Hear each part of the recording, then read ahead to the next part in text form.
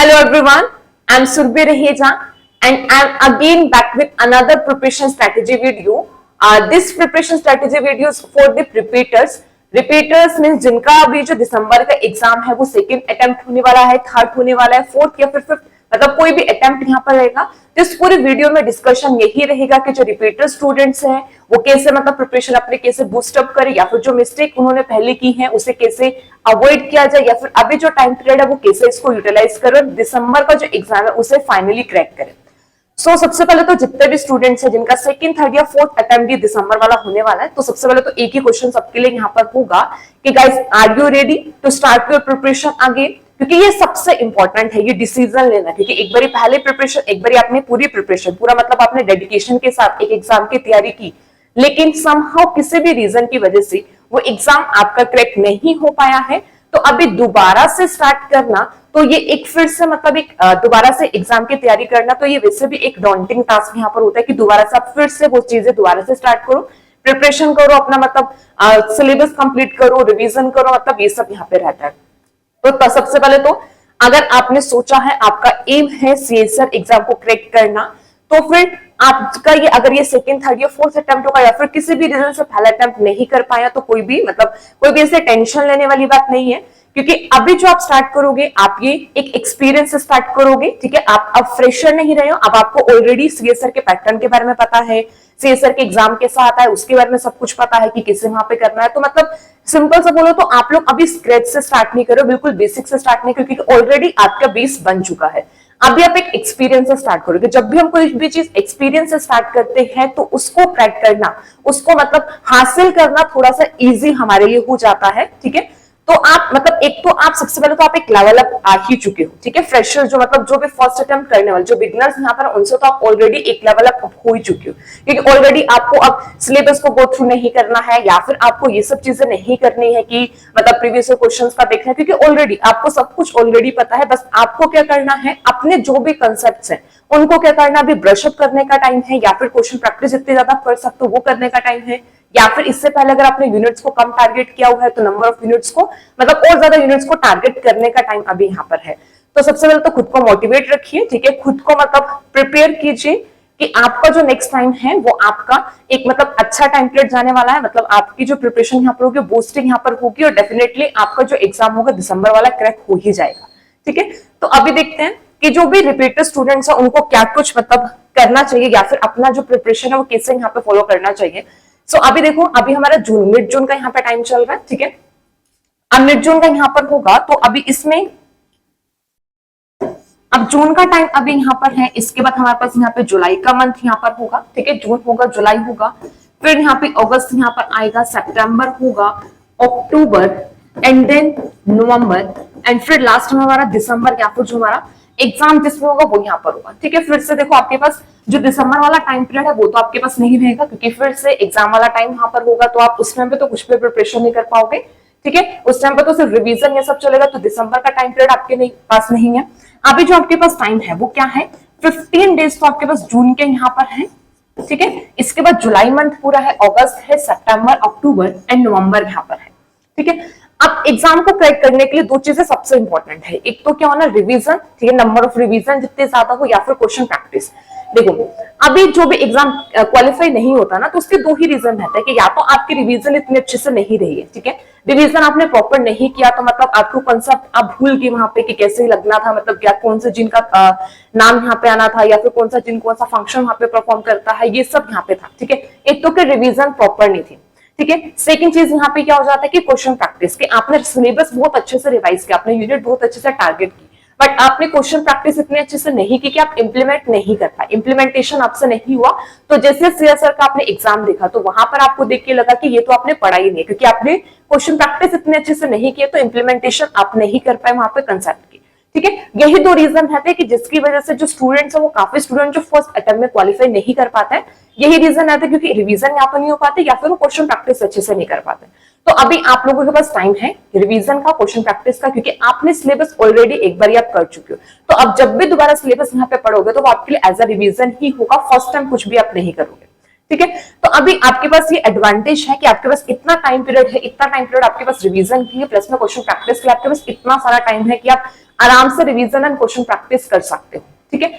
अब इसमें भी आप क्या कर सकते हो कि जैसे जो स्टूडेंट्स हैं, अब सपोज आप लोगों ने पहले क्या किया है, 9 यूनिट्स को टारगेट किया है, ठीक है, या फिर आप लोगों ने क्या किया, 10 यूनिट्स को टारगेट किया, ठीक है, या फिर सपोज आप लोगों ने यहाँ पे क्या किया हुआ है, 8 यूनिट्स को टारगेट किया। तो सबसे पहला जो सजेशन आप लोगों के लिए यही रहेगा कि आपने जितने भी यूनिट को टारगेट किया, तो अभी आपके पास एम्पल अमाउंट ऑफ टाइम है, तो अभी आप और यूनिट को टारगेट कर सकते हो। ठीक है। अब जैसे 8 यूनिट को टारगेट किया, तो आप 2 और यूनिट को और यहाँ पे ऐड कर लो, तो टोटल आपके पास 10 यूनिट यहाँ पर हो जाएंगी, जो आपका मतलब एग्जाम में जाने से पहले आप टारगेट कर लोगे। ऐसे अगर आपने 9 की है, फिर से आप मतलब जितना आपने किया टोटल यूनिट्स का वहां पे रखो, तो 9 है तो आपका टोटल 11 यूनिट्स यहाँ पर हो जाएगा। ठीक है। अगर आपने ऑलरेडी 10 किया है, फिर से आप 2 और यूनिट यहाँ पे कर लो, तो आपका क्या होगा, यहाँ पे 13 यूनिट्स यहाँ पर हो जाएगा। क्योंकि जितने ज्यादा नंबर ऑफ यूनिट्स यहाँ पे आप करोगे, उतना ज्यादा वहां पर क्या होगा, आपका सिलेक्शन का चांसेस इंक्रीज हो जाएगा, क्योंकि आपके पास ऑप्शंस बहुत होंगे ना चूज करने के लिए। तो आपके पास अब ऐसा भी होगा कि मतलब जो पहले यूनिट नहीं टारगेट की थी, हो सकता है कि अब टारगेट करो तो वहां से कुछ क्वेश्चंस मिल जाए जो आपको आते हो। ठीक है। तो नंबर ऑफ यूनिट आप यहाँ पे इंक्रीज कर दो। तो अभी देखो जो आपके पास ये टाइम पीरियड यहाँ पर है, जून टू जुलाई का जो यहाँ पर होगा, ठीक है, अराउंड आपके पास मतलब 1.5 महीना यहाँ पर है। तो इसमें तो यहाँ पे क्या करो, न्यू यूनिट्स को टारगेट करो। ठीक है। सबसे पहला अपना यहाँ पे क्या करो, जो भी न्यू यूनिट्स हैं, अब एक यूनिट को करने के लिए जैसे अब यहाँ पे 2 यूनिट को यहाँ पे करना है ना, अब 2 यूनिट को करने के लिए आपके पास जो इनफ टाइम, मतलब 1 मंथ का टाइम इनफ होता है कि आप 1 महीने में आराम से 2 यूनिट निकाल सकते हो। ठीक है। 3 भी निकाल सकते हो, बट अगर देखा जाए तो ऑन एन एवरेज ये आपका जो पूरा ले लेगा ना, 1 मंथ में यहाँ पर हो जाएगा आपका। ठीक है। 1 मंथ में मतलब जुलाई तक अगर आप मतलब प्रिपरेशन बहुत अच्छे से स्टार्ट करते हो, तो आपका जुलाई पीरियड जो है, जुलाई वाला जो मंथ यहाँ पर, उसमें आप 2 यूनिट ऑलरेडी, मतलब जितना आपने पहले किया हुआ है उससे ज्यादा 2 यूनिट ऑलरेडी आप कर लोगे। ठीक है। अब उसके बाद आपके पास टाइम पीरियड बचेगा यहाँ पे 4 मंथ का, अगस्त, सितंबर, अक्टूबर, नवंबर। ठीक है। ये टाइम पीरियड आपके पास बचेगा। अब क्या करना है, देखो जब आप जुलाई में 2 यूनिट को प्रिपेयर करोगे, तो साथ साथ पीवाईक्यूज, क्योंकि पीवाईक्यूज के लिए कोई अलग से टाइम नहीं आता है कि अलग से कि यूनिट कंप्लीट होगी चलो अब सारे पीवाईक्यूज करना है। ऐसा नहीं होता। जैसे आपने कोई भी टॉपिक कंप्लीट किया, साथ के साथ पीवाईक्यूज करते जाओ, क्योंकि इससे क्या होता है कि जो आप टॉपिक पढ़ रहे हो ना, उसको आपको कितना पढ़ना है। ठीक है। कि मतलब अभी आपने पढ़ा वो इनफ है या फिर नहीं है, वो भी आपको कैसे पता लगेगा, जब तक आप पीवाईक्यूज नहीं प्रैक्टिस करोगे तब तक कैसे पता लगेगा। तो आपको क्या करना है, कोई भी टॉपिक किया, पीवाईक्यू सोल्व किए, अगर आपने जितना पढ़ा मतलब उतने कंटेंट से आपके पीवाईक्यू सोल्व हो रहे हो, तो मतलब वो सफिशिएंट है। अगर आपको लग रहा है कि कुछ इन्फॉर्मेशन की रिक्वायरमेंट है, तो आप तभी के तभी वो प्रिपेयर कर लोगे। अगर आपने पूरी यूनिट कर ली, उसके बाद फिर पीवाईक्यूज लगा रहे हो, तो क्या होगा, उससे ये नहीं पता लग पाएगा कि सपोज आपने कंटेंट बहुत कम पढ़ा, लेकिन एग्जाम में जो क्वेश्चन है वो काफी डीप आ रहे हैं, तो आपको वो यूनिट दोबारा से प्रिपेयर करनी पड़ जाएगी, तो आपका टाइम थोड़ा सा और ज्यादा वहां पे लग जाएगा। तो इसीलिए पीवाईक्यूज को साथ साथ सोल्व करो। ठीक है। तो यहाँ पे आपके जो 2 यूनिट्स यहाँ पर होंगी, पीवाईक्यूज आपके सोल्व हो गए। ठीक है। आपने ऑलरेडी पहले पीवाईक्यूज कर रखे होंगे, तो ये भी यहाँ पे 2 यूनिट के साथ साथ पीवाईक्यूज यहाँ पर हो गए। फिर उसके बाद नेक्स्ट आपके पास टाइम मंथ यहाँ पर आएंगे, अगस्त एंड सितंबर। अब इसमें यहाँ पे जो भी आपके टोटल यूनिट्स है, सपोज मैं यहाँ पे लेके चल रही हूँ कि आपने 30 यूनिट ही टारगेट कर ली। ठीक है। 13 कर ली, 11 है, या फिर आपने क्या किया, 10 यूनिट टारगेट की। अब इन 2 मंथ में क्या करो, जितने भी यूनिट्स यहाँ पर है इनकी रिवीजन। ठीक है। इनकी रिवीजन करो, 2 महीना पूरा लगाओ रिवीजन करने में, साथ में क्वेश्चन प्रैक्टिस में वही पीवाईक्यूज करो, पीवाईक्यू जितने कर सोल्व कर सकते हो करो। ठीक है। लास्ट 10 इयर्स के कर लो, लास्ट 11 इयर्स के पीवाईक्यूज करो, गेट के क्वेश्चन सॉल्व करो, डीबीटी के क्वेश्चन सॉल्व करो। ठीक है।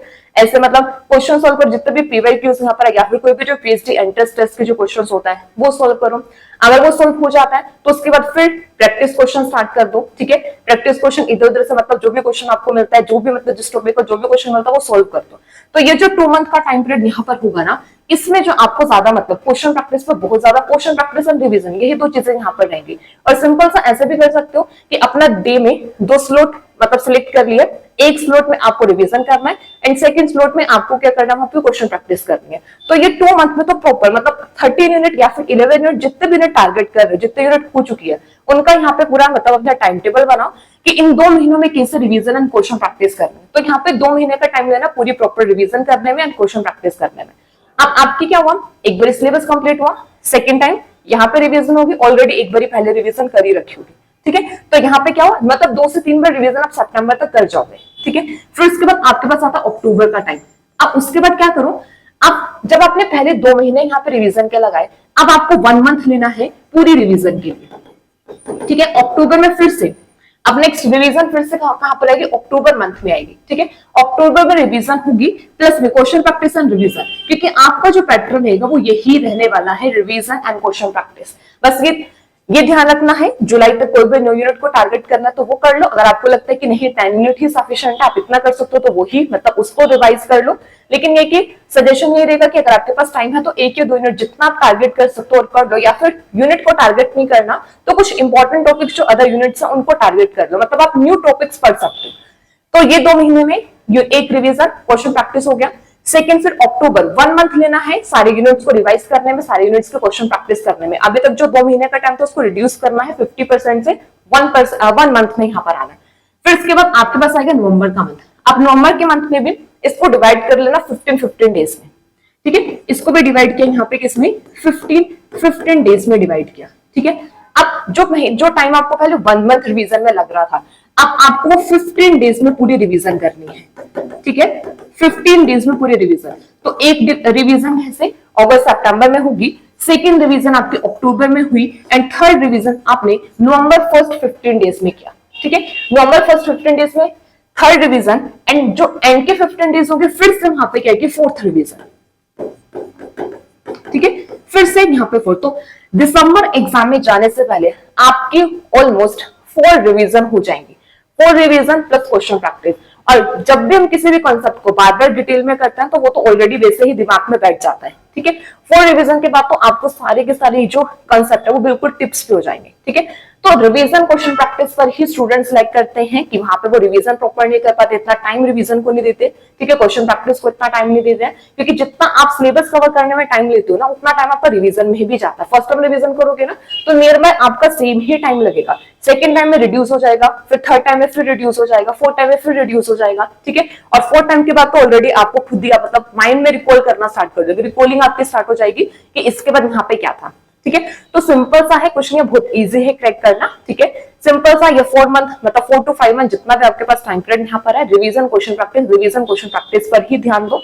इधर उधर से कहीं से भी कुछ भी क्वेश्चन मिलता है उसको कुछ मतलब सॉल्व कर दो, या फिर जो भी स्टैंडर्ड बुक्स होते हैं, स्टैंडर्ड बुक्स के मतलब जो भी चैप्टर होते हैं उनके एंड में क्वेश्चंस भी होते हैं, वहां से क्वेश्चन सॉल्व करना स्टार्ट कर दो अपने कंसेप्ट को स्ट्रॉन्ग करने के लिए और बिल्डअप करने के लिए, ठीक है। तो सिंपल सा है, रिवीजन क्वेश्चन प्रैक्टिस करो, एटलीस्ट आपके 4 बार रिवीजन तो हो जानी चाहिए दिसंबर एग्जाम के लिए, और इजी है इसको करना। इनफैक्ट आपने पहले भी मतलब प्रिपरेशन कर रखी है तो ये और इजी यहाँ पर होगा, आप जेआरएफ जो है क्रैक कर सकते हो, आपके पास ये बहुत अच्छा चांस है, आप इनफैक्ट एक अच्छे रैंक के साथ कर सकते हो। अगर आप टारगेट करना चाहते हो ऑल इंडिया 1 रैंक भी यहाँ पे टारगेट कर सकते हो, अचीव किया जा सकता है, ठीक है। ये सारे जो टारगेट्स है वो अचीव किए जा सकता है अच्छे रैंक के साथ सीएसआर को क्वालिफाई करना। तो अगर दिसंबर टारगेट है, फर्स्ट अटेम्प्ट नहीं हुआ है, तो आपका सेकेंड या थर्ड अटेम्प्ट बहुत अच्छे से क्वालिफाई हो सकता है। बट अगर आपने एक अच्छी स्ट्रेटेजी बनाई है और अगर आपने ये पूरा टाइम मतलब अपने माइंड में ये चीज रखा है कि हाँ इतना टाइम पीरियड में इतना आपको टॉपिक कंप्लीट कर ही लेना है, या फिर इतने टाइम पीरियड में रिवीजन कर ही लेनी है, तो फॉर श्योर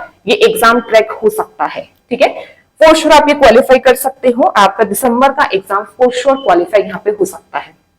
तो thank you so much everyone, and all the very very very best to all the aspirants.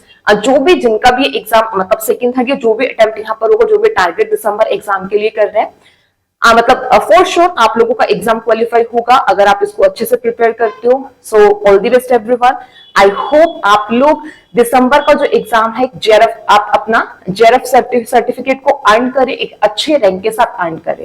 So thank you so much everyone.